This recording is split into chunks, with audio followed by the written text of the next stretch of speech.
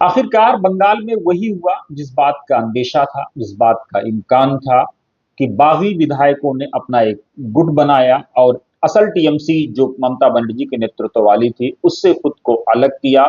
60 विधायक अलग हो गए और 20 विधायक ममता बनर्जी के पास बचे। और 53 विधायक जो 2/3 की मेजोरिटी होती है वो चाहिए होता है अलग होने के लिए, और इस तरह से ये 7 ज्यादा है। और माना यह जा रहा है कि मुस्तकबिल करीब में यानी जल्द ही कुछ और विधायक भी इस बागी गुट का साथ दे सकते हैं।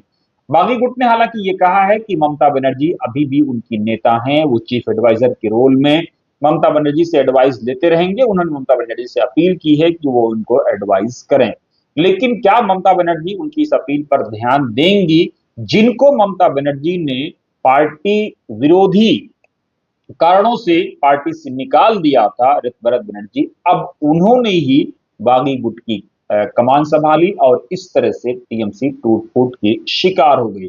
4 तारीख यानी 4 मई को नतीजे आए। 3 जून यानी 30 दिन ही गुजरा था कि टीएमसी में टूट फूट हो गई और 1 महीना भी टीएमसी सही से नहीं चल पाई, क्योंकि बहुत से महीने 31 के भी होते हैं।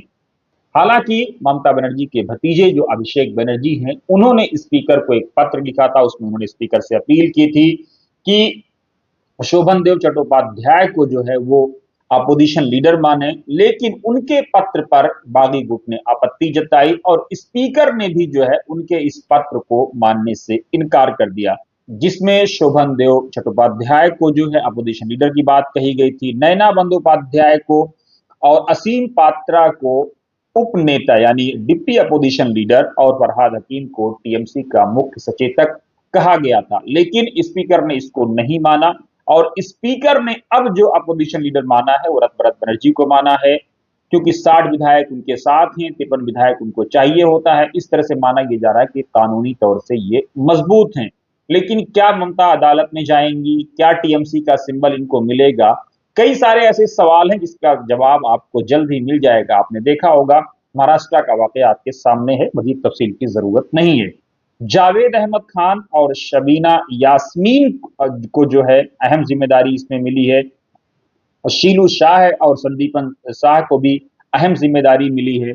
और आखिरी जमा जो है सदन में टीएमसी के चीफ विप होंगे, जो ममता सरकार में अहम जिम्मेदार थे। दीदी का उन्होंने विरोध नहीं किया। उन्होंने कहा है कि ऋतुभरत बनर्जी ने कि ममता बनर्जी आज भी जो है उनकी चीफ एडवाइजर हैं, वो उनको चीफ एडवाइजर मानते हैं, उनसे अपील करते हैं कि वो उनको समर्थन दें, उनको सपोर्ट करें। और टीएमसी में मैं नहीं बल्कि हम की राजनीति चलेगी, यानी हम सब मिल करके चलेंगे।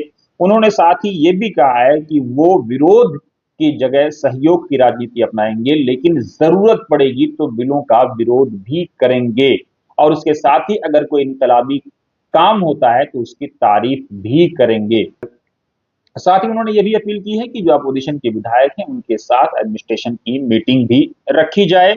अपने दर्शकों को हम ये बता दें कि स्पीकर ने जो है 80 में से 60 विधायकों वाले ऋतुभरत बनर्जी के नेतृत्व वाले गुट को मान्यता दे दी है। उसी को टीएमसी का असली दल माना है। बीजेपी के पास 207 हैं। अब ममता के पास 20 विधायक बचते हैं और ऋतुभरत बनर्जी के पास इस तरह से 60 विधायक हो गए हैं।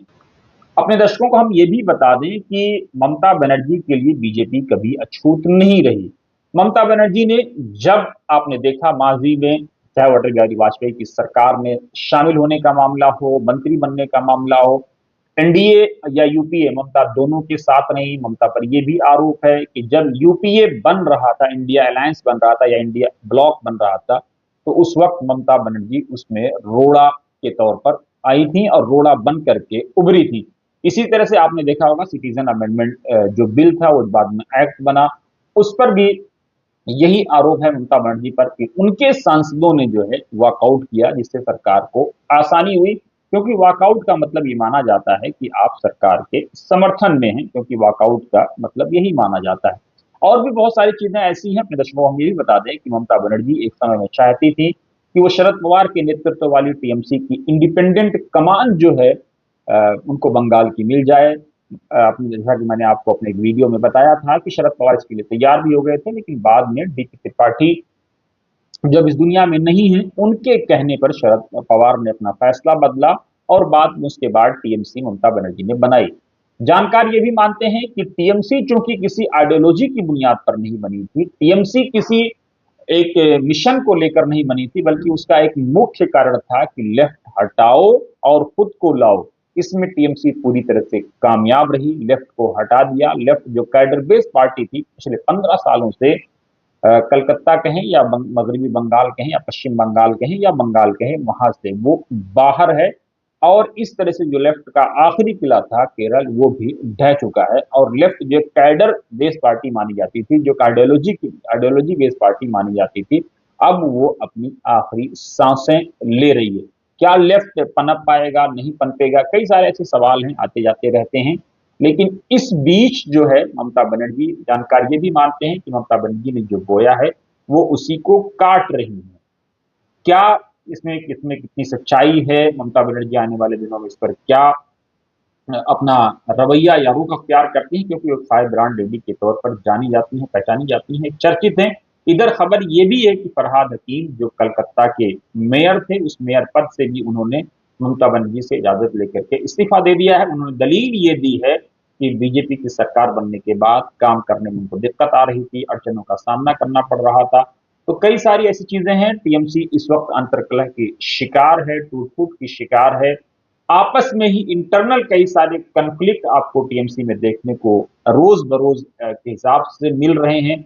अब आने वाले दिनों में टीएमसी में और क्या कुछ होगा, ममता पार्टी संभाल पाएंगी, बागी गुटों को मना पाएंगी, या टीएमसी का सिंबल भी ममता के हाथ से चला जाएगा? कई सारे ऐसे सवाल हैं जो जवाब चाहते हैं। वक्त के साथ आपको हर सवाल का जवाब मिलेगा। हमारी भी नजरें बनी हुई हैं, आप भी बने रहिए वतन समाचार के साथ।